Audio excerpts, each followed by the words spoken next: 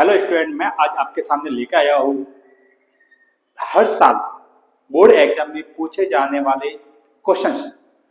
हर chapter में से कुछ क्वेश्चंस और कुछ टॉपिक ऐसे होते हैं जो बार बार आपके क्वेश्चन आते रहते हैं, बोर्ड एग्जाम पूछे जाते हैं।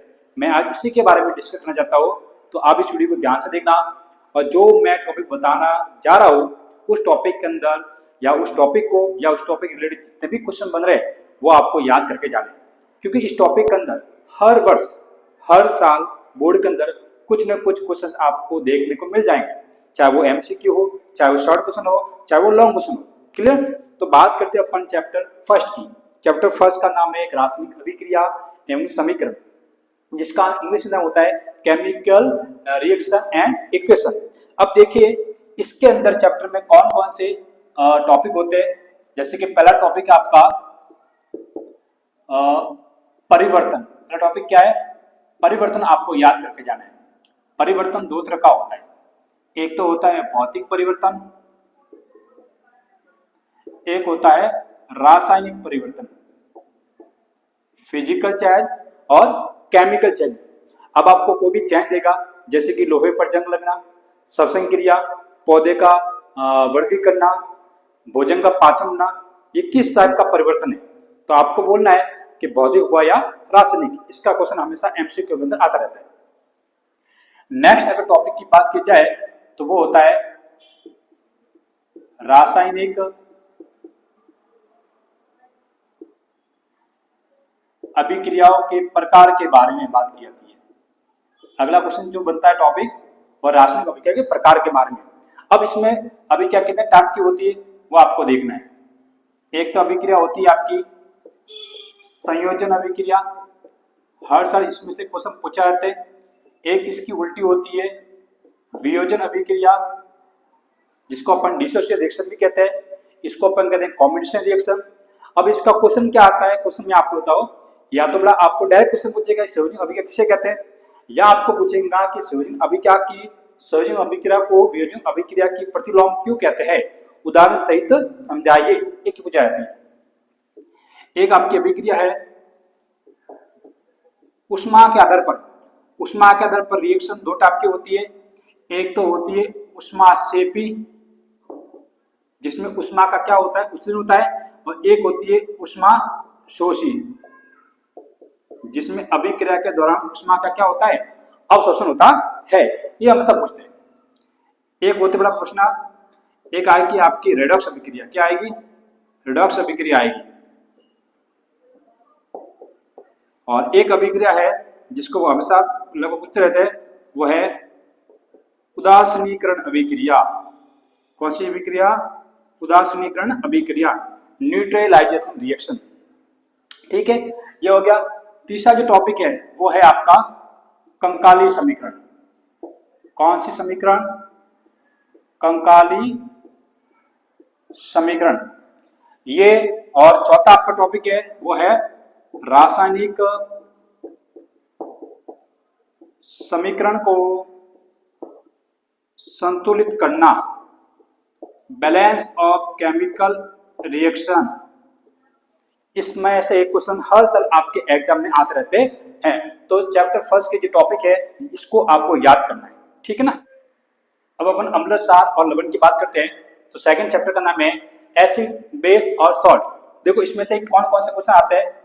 एक तो आपको पूछेंगे अम्ल क्या होता है, एक आपको पूछेंगे क्षार क्या होता है, और एक आपको पूछेंगे इनके जो सूचक होते हैं, सूचक के बारे में पूछेंगे। सूचक वो होते हैं जो अम्ल क्षार की अम्लता और क्षारीयता को मापते हैं। सूचक आपके दो प्रकार के होते हैं, एक तो होते हैं प्राकृतिक सूचक और एक होते हैं कृत्रिम सूचक। एक सूचक और होता है जो इस दोनों का मध्यवर्ती होता है, वो होता है सार्वभौमिक सूचक, यूनिवर्सल इंडिकेटर। जो कौन होता है? जो होता है पीएच। क्या होता है? पीएच। और पीएच के अंदर आपको पीएच की परास पूछते हैं। क्या पूछते हैं? पीएच की परास पूछते हैं। तो पीएच की परास 0 से लगा करके 14 तक होती है, और इसके अंदर अम्लीय जो परास होती है वो होती है 0 से लगाकर 6.9 तक, ठीक है ना। और क्षारीय जो परास होती है वो होती है 7.1 से लगाकर 14 तक। और बीच में आता है उदासीन, क्या आता है, उदासीन। उदासीन की परास होती है 7.0, ये आपको याद करना है। अगला होता है कि अम्ल की क्या भूमिका है, जैसे आपके इसमें एक तो आता है पीएच का महत्व, इसमें से क्वेश्चन आसार बनते रहते हैं। इसमें से क्वेश्चन क्या क्या बनेंगे, एक तो आपका आता है दंतशय वाला, टूथ डिके, ठीक है। एक आता है आपका आमाशय में अम्ल की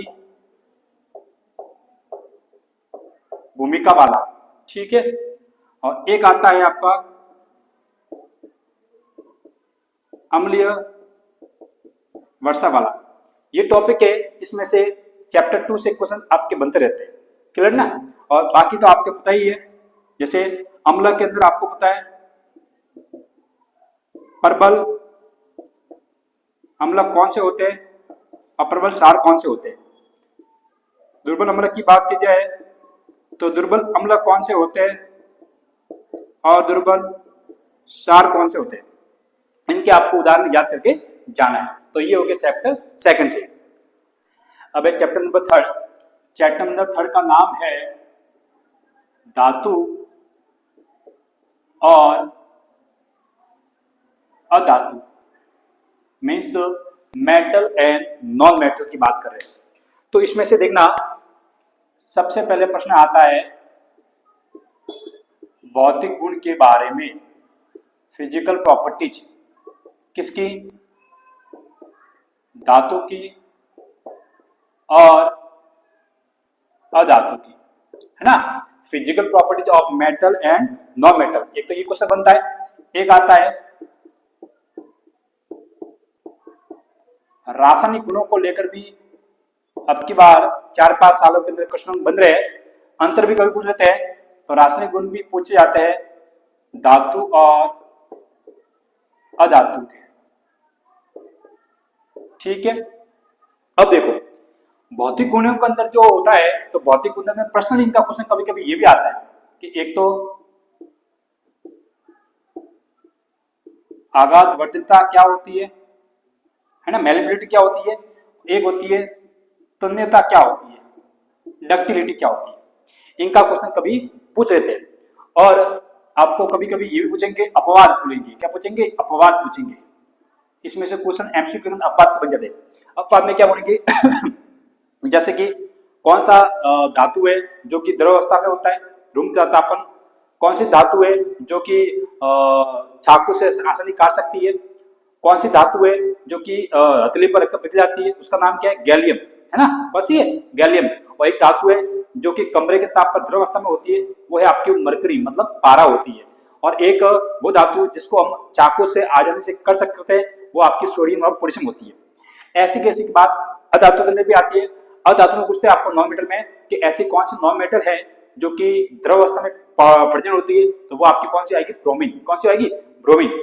और कभी कभी आपको ये पूछेंगे कि अधातु में ऐसा कौन है जो सुचालक होता है, तो वो आपका आ जाएगा ग्रेफाइट। तो ये जो टॉपिक है 3rd चैप्टर के, इसमें से क्वेश्चन हर साल आते रहते हैं। अब बात करते हैं चैप्टर नंबर 4 की। अब देखिए बात करते हैं कार्बन और उसके यौगिक, कार्बन एंड इट्स कंपाउंड। तो देखिए इसमें से कौन कौन सा टॉपिक बनते हैं आपके, एक तो बनेगा आपका सहसंयोजी बंध। कौन सा बॉन्ड बनेगा, सहसंयोजी बंध, इसको इंग्लिश में कहते हैं कोवैलेंट बॉन्ड। अब कोवैलेंट बॉन्ड के टाइप आपको पूछ रहे थे, कितने टाइप के होते हैं, एकल बॉन्ड होता है, द्विबंध होता है और एक त्रिबंध होता है, सिंगल बॉन्ड, डबल बॉन्ड और ट्रिपल बॉन्ड। एक तो ये पूछते हैं। एक आपको पूछते हैं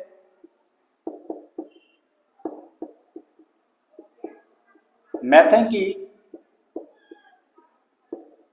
संरचना, आपको पूछ लेते हैं स्ट्रक्चर ऑफ मेथेन, ये भी पूछते रहते हैं। मेथेन का एक जनरल नाम होता है मार्स गैस, क्या होता है, मार्स गैस, ये पूछते रहते हैं। एक पूछते हैं आपको हाइड्रोकार्बन, क्या पूछेंगे आपको, हाइड्रोकार्बन पूछेंगे। और हाइड्रोकार्बन आपके 2 टाइप के होते हैं, एक तो पूछते हैं आपको संतृप्त हाइड्रोकार्बन और एक पूछते हैं आपको असंतृप्त हाइड्रोकार्बन। संतृप्त हाइड्रोकार्बन जिसमें कार्बन कार्बन के बीच में कौन सा बॉन्ड हो, सिंगल बॉन्ड हो। असंतृप्त किसको कहेंगे, जिसमें कार्बन कार्बन के बीच में या तो डबल बॉन्ड होगा या फिर कौन सा होगा, कार्बन कार्बन के बीच में ट्रिपल बॉन्ड होगा। ये दो पूछते हैं। सिंगल बॉन्ड वाले को अपन क्या कहते हैं, सिंगल बॉन्ड वाले को अपन कहते हैं एल्केन। क्या कहते हैं, एल्केन।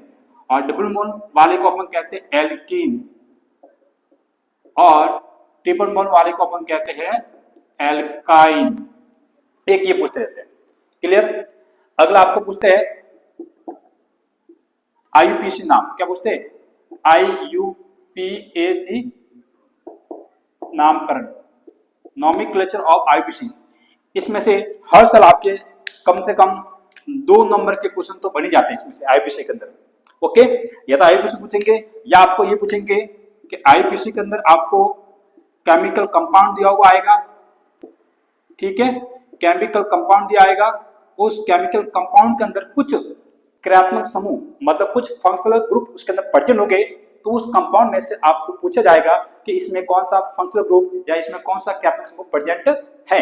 जैसे आपको पता है क्रियात्मक समूह कौन कौन से होते हैं, एक तो होता है एल्कोहल, एक होता है एल्डिहाइड, एक होता है कीटोन, एक होता है कार्बोक्सिलिक एसिड, है ना, एक होता है एस्टर। ये सभी आपके कौन से हैं, फंक्शनल ग्रुप है जो कि किसी न किसी कार्बनिक कंपाउंड के साथ में आपके अटैच आपको मिल जाएंगे। तो आपको उसमें पहचानना है कि इसमें से कौन सा कार्बनिक ग्रुप प्रेजेंट है। एक आपको पूछते हैं साबुनीकरण। साबुनीकरण में या तो आपको पूछेंगे साबुन बनाने की विधि पूछेंगे या आपको पूछेंगे मिशेल निर्माण, मिशेल निर्माण, या आपको पूछेंगे शोधन क्रियाविधि। क्या पूछेंगे, शोधन क्रियाविधि। शोधन क्रियाविधि का मतलब ये होता है कि साबुन जब गंदे कपड़ों पर क्रिया करता है तो किस प्रकार उसको सफाई करेगा। और एक और होता है जिसका नाम है वेरी वेरी इंपोर्टेंट है, वो है एस्टरीकरण। क्या है, एस्टरीकरण अभिक्रिया है। इस एस्टरीकरण अभिक्रिया के अंदर एस्टर का निर्माण होता है। किसका नाम होता है, एस्टर। एक तो ये भी पूछता है, एक और चीज है वो है संकलन अभिक्रिया, एडिशन रिएक्शन। कौन सी रिएक्शन, एडिशन रिएक्शन। इसमें क्या होता है, इसमें जो असंतृप्त हाइड्रोकार्बन होते हैं मतलब अनसैचुरेटेड जो हाइड्रोकार्बन होते हैं, डबल बॉन्ड वाले या ट्रिपल बॉन्ड वाले, उनको हाइड्रोजन के योग द्वारा उनको संतृप्त हाइड्रोकार्बन मिल जाता है। ठीक ना। एक तो ये होता है, एक इसके अंदर क्वेश्चन वो होता है कि एक वनस्पति तेल होता है ना, वो निकल उत्प्रेरक की उपस्थिति में, निकल जो कैटालिस्ट होता है उसकी उपस्थिति में वो वनस्पति घी में डलता है। ये भी क्वेश्चन आता रहता है। तो ये जो टॉपिक है वो है कार्बन और उस कंपाउंड के बारे में। ठीक है ना। चलिए अब हम बात करते हैं चैप्टर नंबर 5, जिसको आप कहते हैं जैव प्रक्रम, मीन्स लाइफ प्रोसेस। तो इसके अंदर देखो कौन कौन से टॉपिक्स इंपोर्टेंट है। एक तो आपका टॉपिक है पाचन तंत्र। ठीक है, और पाचन तंत्र के अंदर आती है कुछ पाचक ग्रंथियां। ठीक है, पाचक ग्रंथियां कितनी होती है, 3 होती है। एक तो होती है लार ग्रंथि, एक होती है आपकी अग्नाशय ग्रंथि, और एक होती है यकृत, है ना। एक क्या होती है, यकृत। तो ये 3 टाइप की जो ग्रंथियां है इसको अपन कहते हैं digestive gland, means salivary gland, pancreas gland और लीवर। लीवर जो हमारी बॉडी की सबसे बड़ी ग्लैंड है ना। अग्नाशय, अग्नाशय का आपको पूछे कि अग्नाशय कौन सी ग्रंथि है, तो अग्नाशय ग्रंथि है मिश्रित ग्रंथि है। कौन सी ग्रंथि है, मिश्रित ग्रंथि, मिक्सचर ग्लैंड। मतलब ये एंडोकाइन के फॉर्म में भी काम करती है और एक्टोकाइन के फॉर्म में भी काम करती है। ये बहिस्रावी भी है और ये अंतःस्रावी भी है। तो आपको अगर बोले कि हमारे शरीर की एक मिश्रित ग्रंथि का नाम बताइए तो वो कौन सी है, अग्नाशय ग्रंथि। ठीक है ना। और आपको बोले सबसे बड़ी ग्रंथि का नाम क्या है, यकृत। और उससे नंबर 2 जो बड़ी ग्रंथि है वो है आपकी अग्नाशय मतलब पैंक्रियाज। वही ग्रंथि है जो अमाशय के नीचे होती है, इसका से पतिनुमा होता है। ठीक है। दूसरा प्रश्न आपको पूछेंगे श्वसन के रिगार्डिंग।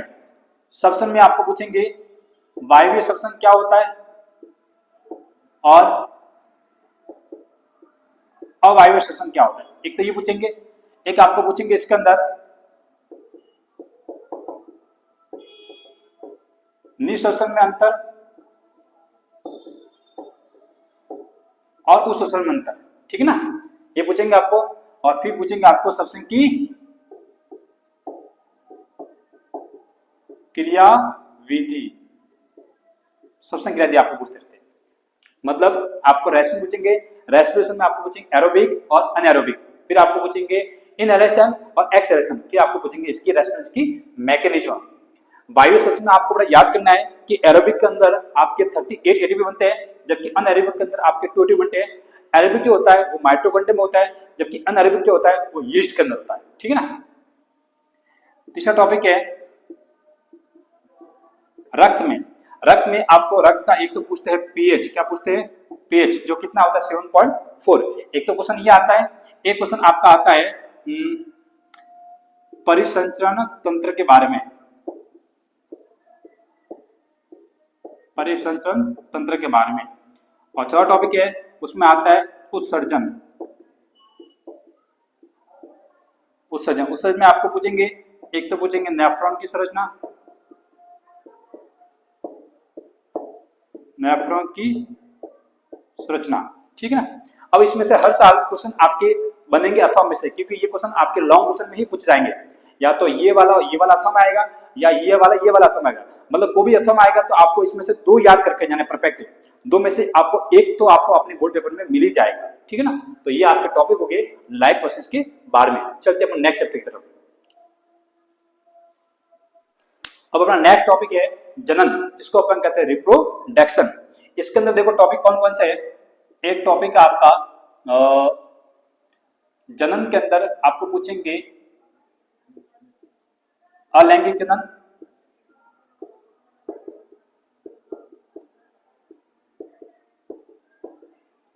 जनन के अंदर पूछेंगे आपको अलैंगिक जनन, और एक आपको पूछेंगे अलैंगिक जनन के अंदर आपको क्या क्या पूछते हैं मैन देखना। एक तो आपको पूछते हैं विखंडन, जो किसमें होता है, बाइनरी फिशर जो होता है आपके अमीबा में होता है। एक आपको पूछते रहते हैं मुकुलन मींस बडिंग, और एक आपको पूछते हैं पुनर्भवन, जिसको कहते हैं रीजनरेशन। इसमें से क्वेश्चन आते रहते हैं। नेक्स्ट आपका सेकंड टॉपिक है, वो आपको पूछते रहते हैं लैंगिक जनन के बारे में, सेक्सुअल रिप्रोडक्शन, ठीक है ना। सेक्सुअल रिप्रोडक्शन में आपको बड़ा 2 पूछेंगे, या तो पूछेंगे नर जनन तंत्र, मेल रिप्रोडक्टिव सिस्टम, या आपको पूछेंगे मादा जनन तंत्र, फीमेल रिप्रोडक्टिव सिस्टम। और तीसरा टॉपिक आपको पूछते हैं मानवों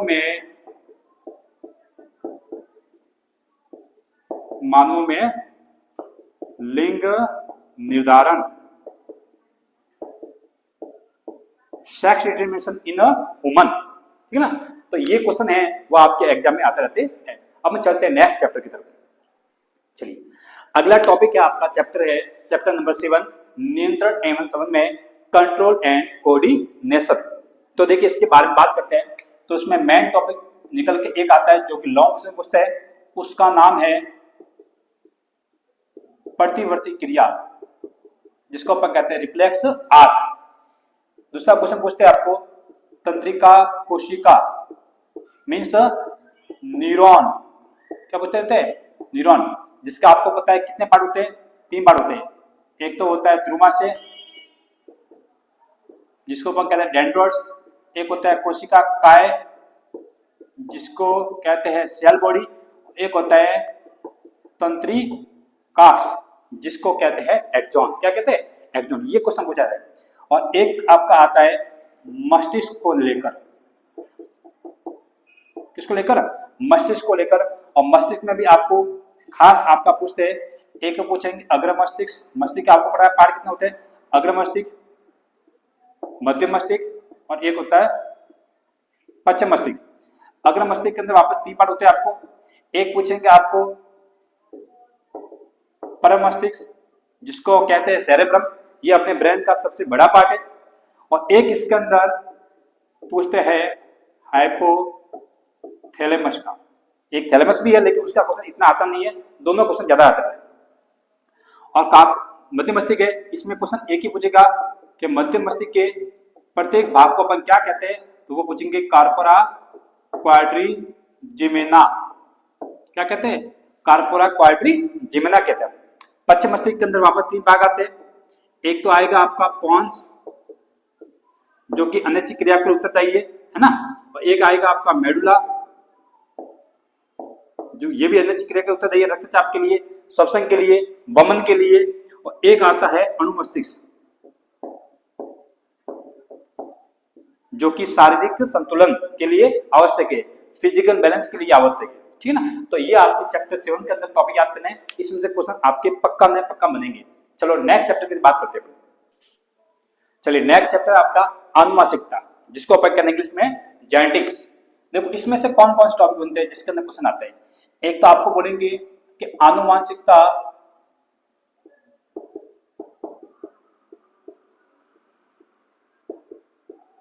शब्द किसने दिया? किसने दिया होगा? बेटसन ने। किसने दिया? बेटसन ने। एक आपको बोलेंगे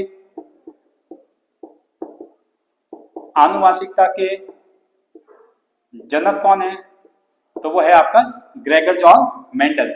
एक आपको पूछेंगे मेंडलवाद। क्या पूछेंगे? मेंडलवाद। मेंडलवाद के अंदर मेंडल की आपको हिस्ट्री बतानी है कि मेंडल कहाँ पैदा हुआ, कहाँ जन्म हुआ, मेंडल ने क्या क्या कार्य किए, उसके बारे में बताना है। और एक आपका है मेंडल की शिक्षा कहाँ हुई वो, और दूसरा आपको पूछेंगे कि मटर के पौधे का चयन क्यों किया। मटर के पौधे का चयन क्यों किया, ये पूछते हैं। और 5वां टॉपिक आपको पूछेंगे संकरण के अंदर। संकरण में एक तो आपको पूछेंगे एक संकर संकरण, एक आपको पूछेंगे द्विसंकर संकरण। ठीक है, और 6वां टॉपिक आपको पूछेंगे जीनोटाइप व फिनोटाइप। और एक आपका पूछेंगे मेंडल के नियम। मेंडल के नियम, अब आपको पता है मेंडल के नियम तो 3 थे, तीनों में से कोने को पूछते हैं। इसके अंदर मैं बता नहीं सकता हूं कि नियम एग्जैक्ट आएगा कौन सा। नियम आपको कोई पूछ सकते हैं। एक तो आपको पता ही है डोमिनेंट लॉ, जिसको अपन कहते हैं प्रभाविता का नियम।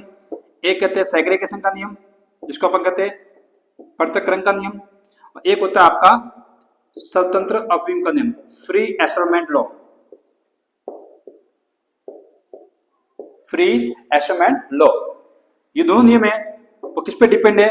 ये दोनों नियम आपके एक संकरण पर आधारित है।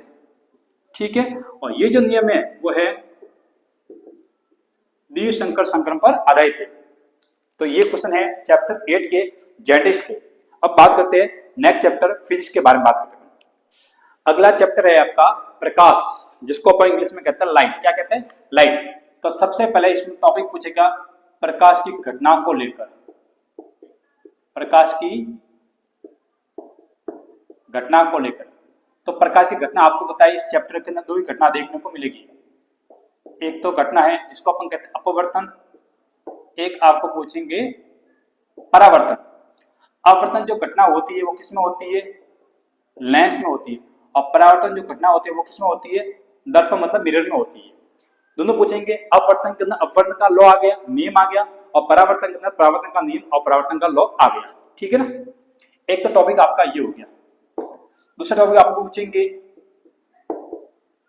लेंस पूछेंगे। अब आपको पता है लेंस 2 टाइप के होते हैं, एक तो उत्तल लेंस, एक अवतल लेंस। ठीक है, फिर बात करते हैं, एक पूछेंगे आपको दर्पण के बारे में, मिरर। मिरर भी आपके 2 होते हैं, एक तो होता है अवतल, एक होता है उत्तल। ठीक है ना, अब इसके अंदर ये भी आपको देख लो कि उत्तल के अंदर जो प्रतिबिंब है वो हमेशा कैसा बनता है? वास्तविक बनता है, और वास्तविक होगा तो वो हमेशा कैसा होगा, उल्टा होगा। और यहाँ पर दर्पण में प्रतिबिंब कैसा बनता है, अवतल के अंदर, कॉनकेव के अंदर, वो बनेगा वास्तविक, और वास्तविक वह कैसा बनेगा, उल्टा बनेगा। और इसके अंदर अवतल के अंदर लेंस की अगर बात की जाए तो इसमें बनता है आभासी, आभासी इमेज हमेशा कैसा होता है, सीधा होता है। और अगर दर्पण में उत्तल की बात की जाए तो उत्तल में इसके अंदर बनता है आभासी हमेशा, और आभासी बनेगा तो वो कैसा बनेगा, सीधा बनेगा।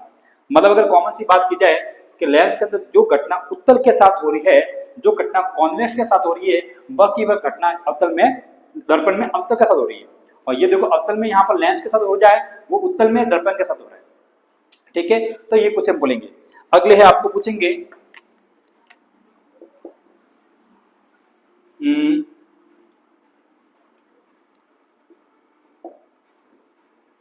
अगला आपको पूछेंगे वायुमंडलीय घटनाएं। वायुमंडलीय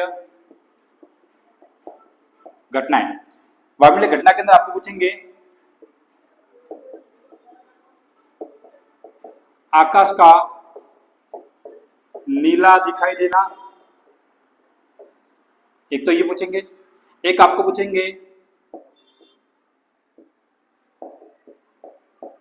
इंद्रधनुष का बनना, एक आपको पूछेंगे सूर्योदय व सूर्यास्त के समय सूर्य का रक्ताभ मतलब लाल कलर का दिखाई देना, यह आपको पूछेंगे क्वेश्चन। और एक टॉपिक और है जिसको पूछेंगे किरण आरेख, किरण आरेख। और किरण आरेख या तो आपको पूछेंगे लेंस के, या आपको पूछेंगे दर्पण में। ये किरण आरेख क्या होता है, रे डायग्राम, इसको अपन कहते हैं रे डायग्राम। मतलब आपको बोलेंगे, एक स्पेस देंगे कि आपको या तो बोलेंगे लेंस दिया हुआ होगा, या आपको बोलेंगे दर्पण दिया हुआ होगा। उस लेंस या दर्पण में आपको बोलेंगे कि इमेज जो है, सॉरी आपका जो ऑब्जेक्ट है, वस्तु जो है, बिंब जो है, वो आपके यहाँ पर है, तो इसका इमेज आपको या तो लेंस के थ्रू या आपको मिरर के थ्रू बना करके बताना पड़ेगा। और उसका बताना पड़ेगा आपको एनएसपी। क्या बताना पड़ेगा, एनएसपी। एनएसपी का मतलब क्या होता है, एन का मतलब उसका नेचर कैसा होगा, मतलब इमेज वास्तविक बनेगा या आभासी बनेगा, रियल बनेगा या आपका बनेगा वर्चुअल। एक आपका होता है एस, एस का मतलब होता है आपका साइज, साइज इसकी कैसी है, बिंब से छोटा है या बिंब से बड़ा है। एक आपको बताना है पोजीशन, जिसको अपन कहते हैं स्थिति, मतलब वो बन रहा है तो दर्पण के आगे बन रहा है या दर्पण के पीछे बन रहा है, बन रहा है तो उसकी एग्जैक्ट पोजीशन क्या है, ठीक है ना। तो ये आपको एमएसपी बनाना पड़ेगा रे डायग्राम के थ्रू। रे डायग्राम या तो लेंस का आएगा या आपका दर्पण का आएगा। तो ये जो टॉपिक है, जो आपके लाइट चैप्टर के मेन टॉपिक है, हमेशा इसमें से क्वेश्चन आपके बनते रहते हैं। नेक्स्ट बात करते हैं, चलिए स्टूडेंट अपन नेक्स्ट चैप्टर बात करते हैं, चैप्टर नंबर 9 की, जिसको अपन कहते हैं मानव नेत्र एवं रंग बिरंगा संसार, human I and colourful world की बात करते हैं। तो सबसे पहले आपको बताइए, इसके अंदर एक टॉपिक बनता है जिसको अपन कहते हैं मानव नेत्र के बारे में बात करेंगे। मानव नेत्र के डायग्राम के बारे में हमेशा आपको एग्जाम में क्वेश्चन इसका आ रहता है। एक तो ये पूछेंगे, फिर आपको बोलेंगे, कुछ पूछेंगे दृष्टि दोष से संबंधित। दृष्टि दोष या तो आपको पूछेंगे निकट दृष्टि दोष, या आपको पूछेंगे दूर दृष्टि दोष, या आपको पूछेंगे जरा दृष्टि दोष। एक और होता है जिसको अपन कहते हैं मोतिया बिंद, कैटालिस्ट, क्या कहते हैं, मोतिया बिंद। अब देखिए इसमें से क्वेश्चन कैसा आता है, इनका तो क्वेश्चन बनेगा लॉन्ग, कैसा बनेगा, लॉन्ग पूछेगा। निकट दृष्टि क्या होता है इसको एक्सप्लेन कर बताना है, लेकिन इसके अंदर और इसके अंदर आपको ये पूछेगा कि इसके अंदर कौन से लेंस का यूज होता है, तो आपको बताना है कि जरा दृष्टि जो दोष है, प्रेस बायोपिया जो है, इसके अंदर डिफॉक्सी लेंस का प्रयोग होता है। और इसके अंदर आपको लिखना है कि इसके अंदर सर्जरी के द्वारा, इसके द्वारा सर्जरी के द्वारा इसमें कृत्रिम लेंस लगाते हैं। कौन सा लगाते हैं, सर्जरी द्वारा कृत्रिम लेंस लगाते हैं। फिर आपको देखना उस कृत्रिम लेंस का नाम क्या है जो लगाते हैं मोतियाबिंद के अंदर, तो इसका नाम है intra ocular lens. Intraocular lens, तो ये आपके दृष्टि दोष के संबंधित आ जाएंगे, ठीक है ना। तो 9th चैप्टर में ये आप टॉपिक बनते हैं। इसमें से क्वेश्चन, बड़ा क्वेश्चन तो आपका आएगा नहीं, बड़ा क्वेश्चन आएगा तो आपका मानव नेत्र के बारे में आएगा, जिसको आपको डायग्राम आकर के उसको एक्शन में करना होगा, ठीक है ना। और आपको आंख के देखने की क्रियाविधि पूछेंगे, बाकी तो इसके अंदर कुछ है नहीं, ठीक है ना। नेक्स्ट चैप्टर नंबर 10 की बात करते हैं। नेक्स्ट चैप्टर नंबर 10 जो है इसका नाम है विद्युत, इलेक्ट्रिसिटी। तो देखिए बेटा, इसके अंदर क्वेश्चन क्या क्या पूछे जाएंगे। इसके अंदर क्वेश्चन आपके एक तो पूछे जाएंगे आवेश संबंधी, आपको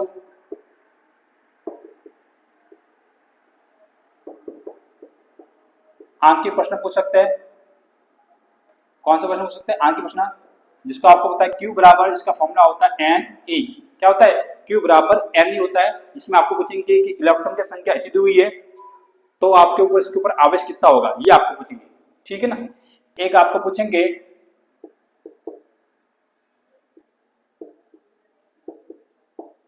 विद्युत धारा वाला, और एक आपको पूछेंगे विद्युत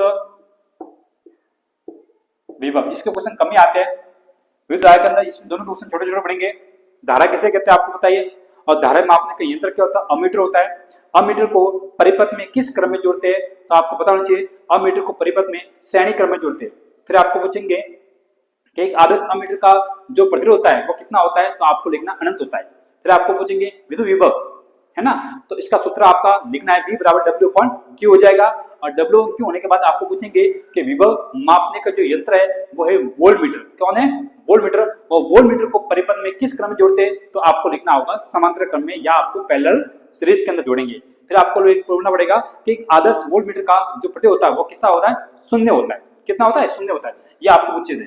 और चौथा है आपका ओम के नियम का सत्यापन। ओम का नियम का सत्यापन वो होता है V बराबर IR होता है।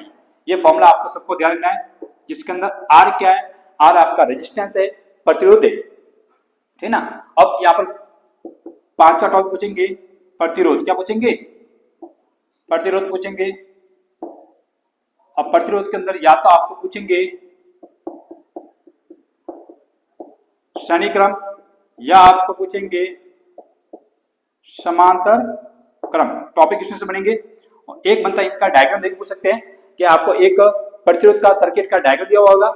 इसमें आपको कुल विभव, कुल प्रतिरोध या कुल धारा या कुल विभव ज्ञात करने का आपको बोल देगी, ठीक है ना। 6वां क्वेश्चन है वो आपका होता है जूल का तापन नियम, हीटिंग लॉ ऑफ जूल। ये पूछते रहते हैं, जो होता है H बराबर I² RT होता है। ये आपको ध्यान होना चाहिए। सातवां आपको पूछेंगे विद्युत शक्ति, जिसको हम बोलते हैं इलेक्ट्रिक पावर बोलते हैं। क्या बोलते हैं? इलेक्ट्रिक पावर बोलते हैं। तो ये भी आपको ध्यान होना चाहिए, जिसका फॉर्मूला होता है P बराबर W/T। अब इसके फॉर्मूला आगे और भी बहुत सारे खुलते हैं जो मैंने आपको बताए हुए, है ना। और एक आपको पूछेंगे नंबर 8वां, जिसको पूछेंगे ऊर्जा व्यय, है ना, ऊर्जा व्यय। उसका फॉर्मूला क्या होता है आपको याद होना चाहिए, P × T/1000। ये टॉपिक है ये। और कुछ छोटे क्वेश्चन और भी आते हैं, जैसे आपको पूछेंगे कि एक अश्व शक्ति कितने वॉट के बराबर होती है, हॉर्स पावर, तो वो आपको लिखना है 740 वॉट। फिर आपको बोलेंगे कि 1 किलोवाट घंटा में कितने जूल होते हैं, 1 किलोवाट आवर में कितने जूल होते हैं? तो 3.6 × 10⁶ जूल होते हैं। तो ये जो क्वेश्चन है इलेक्ट्रिसिटी चैप्टर के अंदर, हमेशा इसमें से क्वेश्चन आपने कोई ना कोई आपको देखने को मिल जाएंगे। ओके, नेक्स्ट चैप्टर चलते हैं अपन चैप्टर नंबर 11 के अंदर। अगला चैप्टर है विद्युत धारा का चुंबकीय प्रभाव, ठीक है ना। तो इसके अंदर देखिए आप दोस्तों, मैग्नेटिक इफेक्ट ऑफ इलेक्ट्रिसिटी, इसके बारे में देखना है। तो इसके अंदर पहला क्वेश्चन तो आपको बन जाता है चुंबक के बारे में, चुंबक के लक्षण या गुण के बारे में, कि चुंबक के लक्षण क्या होते हैं, चुंबक के गुण क्या होते हैं। एक तो ये पूछते हैं। एक टॉपिक है आपका चुंबकीय क्षेत्र, मैग्नेटिक फील्ड के बारे में। और इसका कभी कभी आपको पूछ लेते हैं मात्रक। क्या पूछते हैं? मात्रक मतलब यूनिट, तो इसकी यूनिट क्या होती है? टेस्ला इसकी यूनिट होती है, क्या होती है? टेस्ला। ये आपको याद रखना। एक आपको पूछते हैं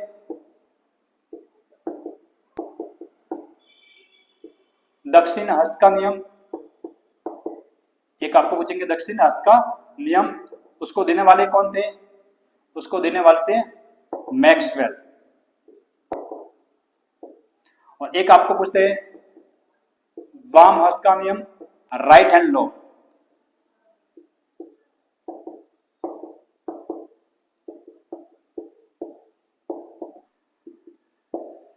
ठीक है। एक आपको पूछेंगे परिनलिका, सोलेनॉइड, इसका आपको एग्जाम में अक्सर पूछते रहते हैं, ठीक है ना। तो ये जो टॉपिक है वो आपके चैप्टर 11 में से बनेंगे, जिसमें एक क्वेश्चन आपके आएंगे।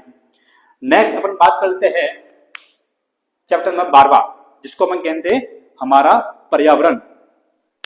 नेक्स्ट चैप्टर है आपका चैप्टर नंबर 12, जिसको हम कहते हैं पारितंत्र, इकोसिस्टम।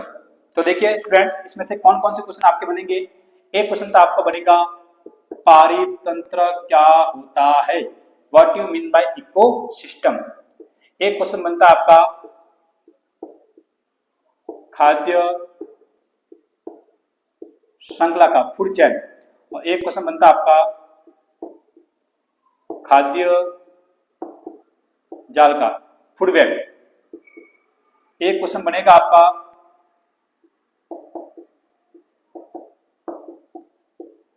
पारिस्थितिक तंत्र, इकोसिस्टम। और एक क्वेश्चन आपका बनता है सुजननिकी, क्या बनता है? सुजननिकी। तो इसमें से आपको क्वेश्चन देखने को मिल जाएंगे। तो इस प्रकार से फ्रेंड्स, स्टूडेंट्स, जितने भी मैंने आपको हर चैप्टर वाइज जितने टॉपिक बनाए, तो वो टॉपिक आपको अच्छे से याद करना है, रिवाइज करना है, क्योंकि इसमें से बहुत सारे क्वेश्चन आपको बोर्ड के पेपर में देखने को मिलते हैं और हर साल इसमें से पूछे जाते हैं। तो आपको अच्छे से इनको रीड करना है, स्टडी करना है,